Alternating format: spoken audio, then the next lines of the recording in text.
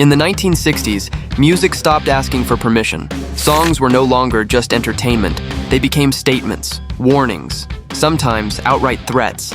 Parents panicked. Radio stations hesitated. Censors reached for the switch. These records didn't shock because they were loud.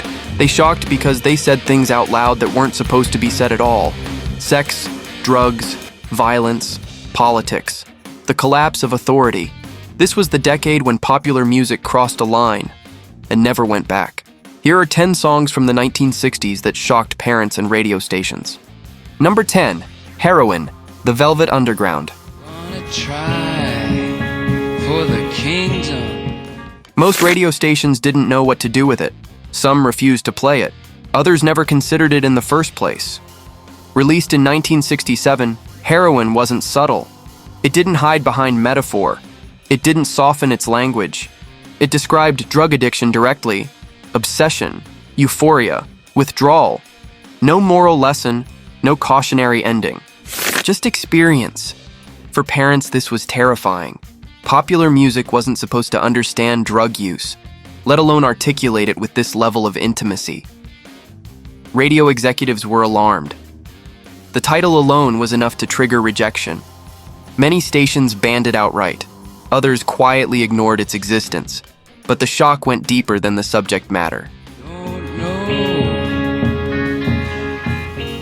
The song sounded dangerous. The tempo surged and collapsed. The rhythm mimicked the rush and crash of addiction.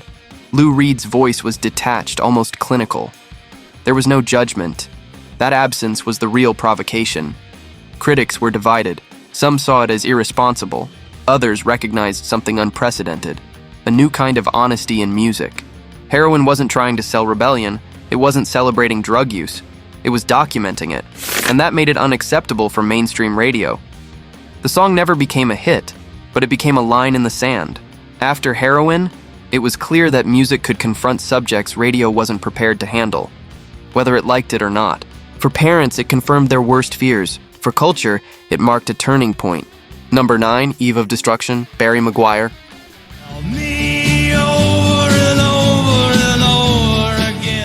In 1965, this song sounded like an alarm bell. Eve of Destruction didn't whisper its message. It shouted it. From the opening line, there was no ambiguity. Nuclear war, racial violence, political hypocrisy, religious conflict, everything adults told young people not to talk about, was suddenly pouring out of radio speakers, and that terrified parents. Radio stations froze. Some banned the song outright. Others hesitated, worried it would provoke backlash from listeners who didn't want politics mixed with pop music, but the audience was already listening. Released during the height of Cold War anxiety and the Vietnam War escalation, Eve of Destruction captured a mood many adults refused to acknowledge. The delivery was raw, almost confrontational. Barry McGuire didn't sing like a pop star. He sounded like someone issuing a warning. Critics were split. Some accused the song of being alarmist, overly simplistic, too blunt to be considered serious art. Others saw it as unavoidable. A generation was watching the world fracture in real time, and Eve of Destruction gave that fear a voice.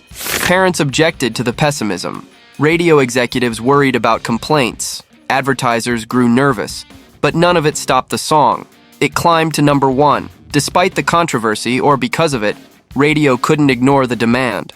For the first time, a protest song with no comforting resolution dominated mainstream airplay. Eve of Destruction didn't promise change. It didn't offer hope. It simply stated that things were falling apart. And in the mid-1960s, that honesty was shocking enough to scare adults and force radio to confront a new reality. Number 8, Sympathy for the Devil, The Rolling Stones.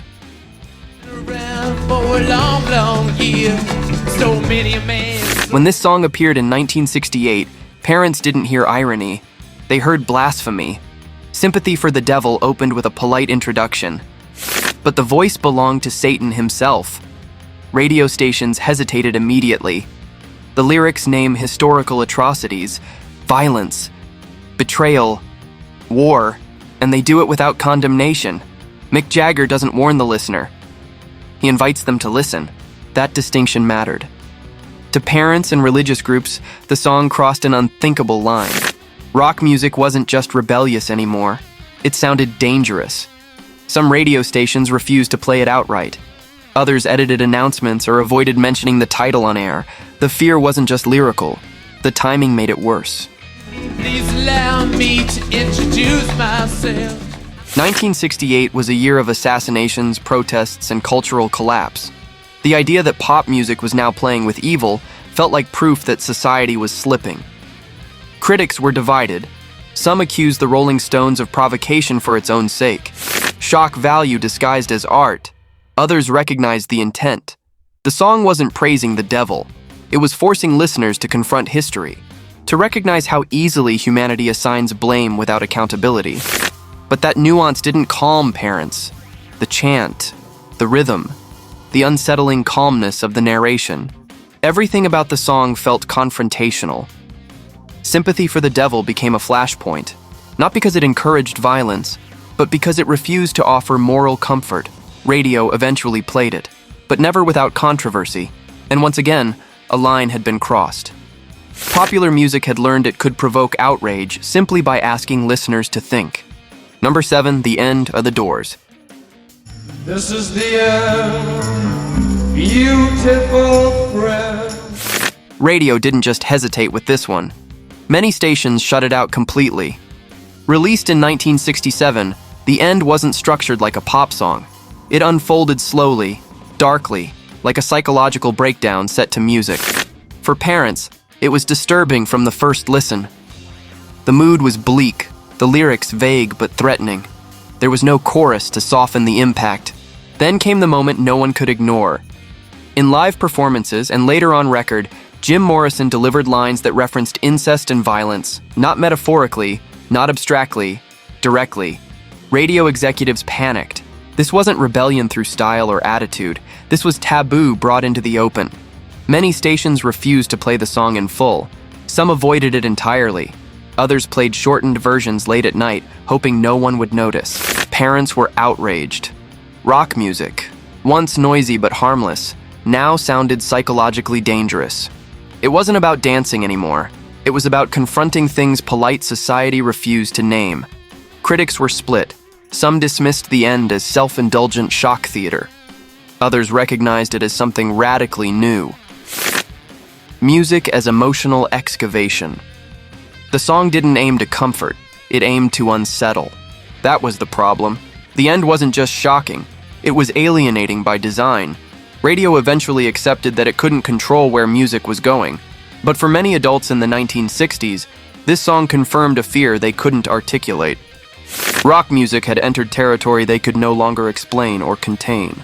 Number 6, White Rabbit, Jefferson Airplane.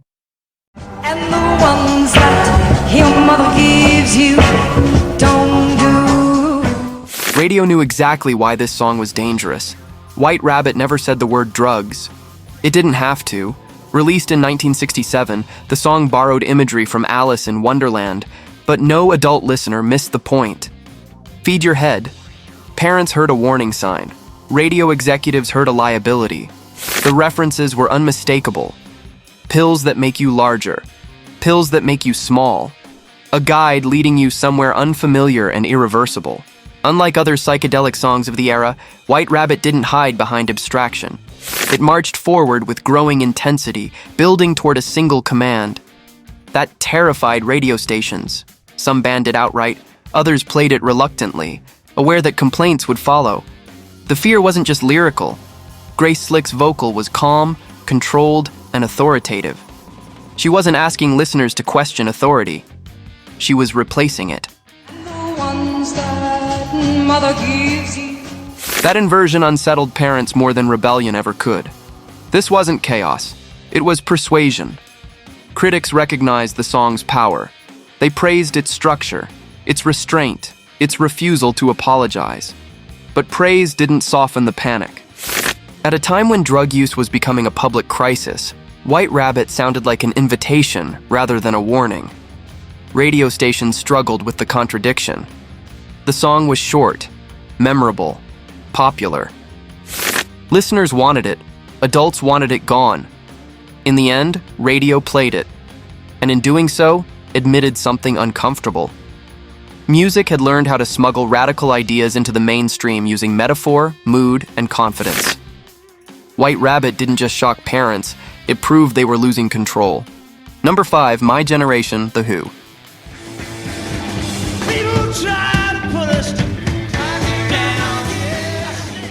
Adults didn't misunderstand this song. They understood it perfectly, and that was the problem. Released in 1965, My Generation sounded like a declaration of war, not against a government, not against a policy, against age itself. I hope I die before I get old. That single line was enough to alarm parents and radio stations across Britain and the United States. Pete Townshend didn't hide behind metaphor. He stated the conflict openly. The stuttering vocal delivery only made it more unsettling. It sounded unstable, angry, uncontrolled. To adults, it felt like listening to something breaking in real time. Critics were split. Some dismissed the song as juvenile provocation, noise disguised as attitude. Others recognized a shift that couldn't be undone. My Generation wasn't asking for understanding. It wasn't interested in compromise. It drew a line between young and old and dared adults to respond. The irony is that radio helped spread the message it feared. Despite concerns, the song became a hit. Teenagers embraced it as an anthem. Parents complained, which only amplified its reach. For the first time, a pop song openly framed generational conflict as permanent, not a phase, not a misunderstanding, a break. And once that idea entered the mainstream, radio stations realized something unsettling. Music no longer needed to shock through sex or drugs. Sometimes a sentence was enough. A sentence. Number 4, A Day in the Life, The Beatles. I read the news today, oh boy. Radio didn't know how to explain this song. Released in 1967, A Day in the Life didn't behave like a pop single. There was no clear chorus, no tidy message, no reassurance. What it offered instead was ambiguity. News headlines about death and violence, detached observation, sudden shifts in perspective. Then came the line that caused real trouble. I'd love to turn you on. For parents, the meaning felt obvious. For radio executives, it was dangerous. The BBC banned the song immediately, citing alleged drug references. American stations grew cautious. Some followed suit quietly. The fear wasn't just about one lyric. The song sounded unsettling. The orchestral swells felt chaotic, dissonant, like something unraveling. Parents didn't hear art. They heard loss of control. Critics were divided. Some called it pretentious, overindulgent, too experimental for mainstream audiences. Others recognized that pop music had just expanded its vocabulary. A Day in the Life wasn't encouraging behavior. It wasn't offering instruction. It was reflecting reality. Fragmented, absurd, and disconnected. That reflection was the problem. Radio had been built to deliver clarity. This song delivered confusion. And confusion in the 1960s felt threatening. Despite the bans, the song became legendary. Not because it was shocking in a traditional sense, but because it refused to explain itself. A Day in the Life proved that music didn't need scandal to frighten adults. Sometimes uncertainty was enough. Number 3, Lucy in the Sky with Diamonds, The Beatles.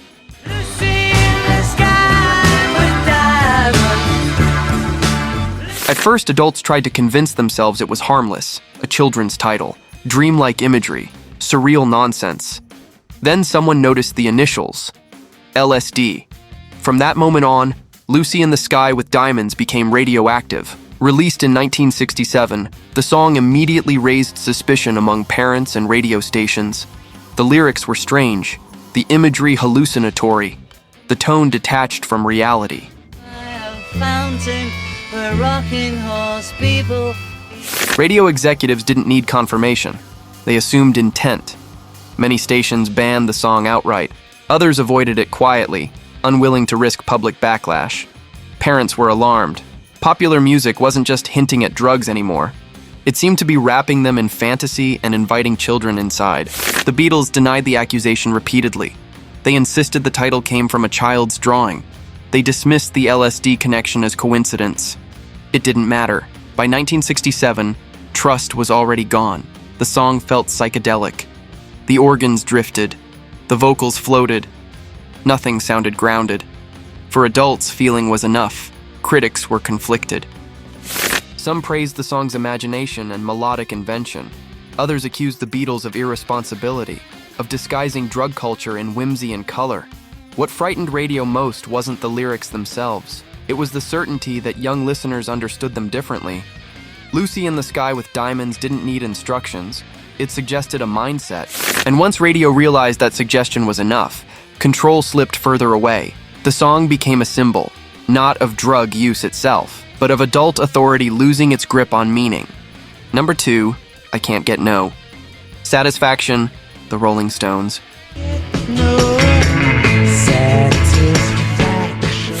Radio didn't panic because of the sound. They panicked because of the words. Released in 1965, I Can't Get No. Satisfaction sounded like frustration turned into a slogan. The riff was aggressive, the vocal sneering, the attitude unmistakable. Parents heard something else. Sexual dissatisfaction, stated openly, repeated endlessly. Radio executives worried about what teenagers would hear between the lines. The lyrics referenced advertising manipulation, boredom, and unmet desire. Nothing explicit, but nothing innocent. Some stations edited the song, others hesitated before adding it to rotation. A few refused it entirely. The fear was moral contamination. Rock music had crossed from flirtation into complaint, from suggestion into resentment. Critics were split. Some dismissed the song as crude provocation, too blunt, too obvious. Others recognized its precision. Mick Jagger wasn't celebrating excess, he was exposing dissatisfaction. With sex, with media, with authority. That perspective unsettled adults. Teenagers weren't supposed to feel alienated. They were supposed to listen. Instead, Satisfaction gave them a voice and a hook they could shout back. Despite radio anxiety, the song exploded. It reached number 1. It became unavoidable. Once again, radio spread the message it feared most: I can't get no. Satisfaction didn't shock parents because it was dirty. It shocked them because it made dissatisfaction sound reasonable. And once that idea hit the airwaves, it couldn't be taken back. Number 1, Light My Fire, The Doors. Know that it will be untrue. Radio knew this song was trouble before it even finished. Released in 1967, Light My Fire sounded seductive from the first note, slow-burning, hypnotic, unapologetically sensual. Parents didn't need the lyrics explained to them. Girl, we couldn't get much higher. The implication was unmistakable. Sex, drugs, desire without restraint. Radio executives panicked, not because the song was vague, but because it was clear enough. Some stations hesitated before playing it. Others debated edits, but demand forced their hand. The real breaking point came on television. When The Doors performed Light My Fire on The Ed Sullivan Show, producers demanded lyric changes. Jim Morrison agreed, then ignored them. Millions of viewers watched as he sang the original words anyway. For parents, this was open defiance. For broadcasters, it was betrayal. The performance confirmed their worst fear. Rock musicians were no longer willing to play by adult rules. Critics took notice. Some accused The Doors of provocation for its own sake. Others recognized a deeper shift. This wasn't rebellion dressed up as entertainment. This was desire presented as a central subject of pop music, without apology. Radio couldn't retreat. The song was too popular. It hit number 1. It dominated the airwaves. Teenagers embraced it as freedom. Adults heard a loss of control. Light My Fire didn't just shock parents. It embarrassed the institutions that thought they could still manage youth culture through edits and warnings. By the end of the 1960s, the lesson was clear. Radio could censor a word, television could issue a warning. But once the feeling reached the audience, authority was finished.